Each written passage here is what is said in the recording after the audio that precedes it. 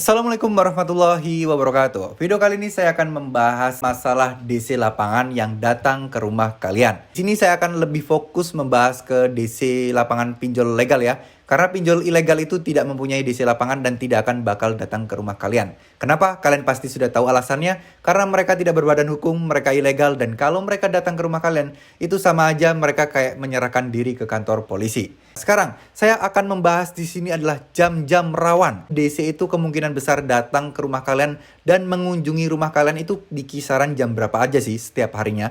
Pastinya di hari kerja ya, Senin sampai Jumat, dan itu pun di sekitar jam 10 pagi sampai jam 11 siang, lalu kemudian jam 1 sampai jam 2, dan terkadang juga ada di sore-sore hari, atau mungkin ada beberapa kasus juga yang di jam 8 malam. Jadi harusnya di luar jam 8 malam itu sudah tidak diperbolehkan teman-teman ya. OJK memang memberikan aturan-aturan jam penagihan. Cuman memang banyak sekali oknum-oknum pinjol di luar sana ini. Ya ini sebenarnya oknum DC ya, bukan pinjolnya. Karena kan DC itu rata-rata adalah outsource. Rata-rata adalah perusahaan luar yang direkrut, yang dibayar oleh aplikasi pinjol untuk menagih kepada nasabah-nasabah atau debitur-debitur yang gagal bayar atau telat bayar. Jadi ketika kalian ini gagal bayar, nah itu kalian akan berhadapan dengan DC. Pertama, DC kantor atau desk collector, lalu kemudian DC lapangan atau field collector. Di mana tidak semua pinjol itu mempunyai DC field collector. Jadi DC lapangan itu nggak semuanya punya. Mungkin yang pinjol-pinjol besar aja itu yang punya. Itu pun tidak semua kota. Nah, setahu saya yang hampir semua kota itu adalah cuman Laku-Laku, Kredivo, lalu Kredit Pintar, Home Credit. Rata-rata sudah ke seluruh pelosok di Indonesia. Selain itu, jarang ada yang DC lapangannya, teman-teman. Adapun kebanyakan di Jabodetabek saja.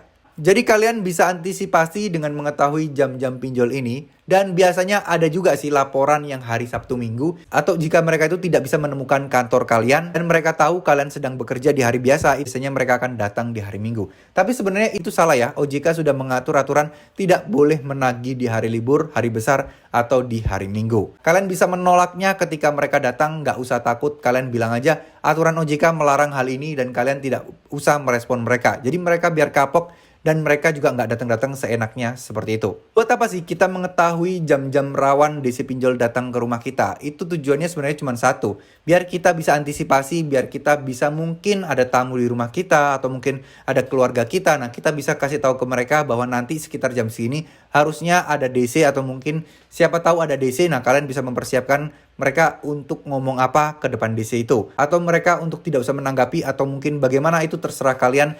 Yang penting kalian tahu dulu kisaran DC itu datangnya jam berapa. Memang setiap DC itu berbeda-beda, karakteristiknya berbeda-beda. Ya maklum ya, beda perusahaan, beda cara penagihan dan beda SOP-nya. Nah SOP-nya mungkin sebenarnya sama, tapi mungkin namanya oknum DC, orang-orangnya pun berbeda. Mereka pasti punya cara-cara khusus untuk menagih kalian atau menakut-nakuti kalian.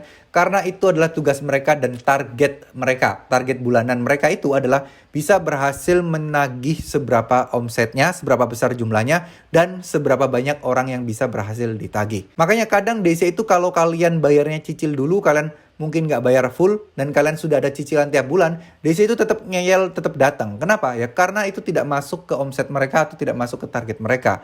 Bahwa kalian ini masih belum bisa tetap melunasi hutang kalian meskipun ditagih oleh DC tersebut. Clear ya teman-teman ya, jadi nggak usah takut. Intinya kalau DC datang ke rumah, ya udah datengin aja, tanggepin aja. Biasa aja, nggak usah tunjukkan rasa takut. Karena ketika kalian menunjukkan rasa takut, nanti DC-nya malah akan menjadi-jadi. Baiknya kalian biasa aja, kalian ceritakan nggak punya uang dan masih belum ada uang, nanti akan diusahakan, udah kelar, nggak usah ngomong panjang lebar. Kalau misal DC-nya baik, sopan, nah kalian boleh cerita kondisi kalian. Tapi kalau dari awal DC kasar dan tidak sopan kepada kalian nggak perlu tanggepin, kalian nggak perlu temuin, itu hak kalian teman-teman.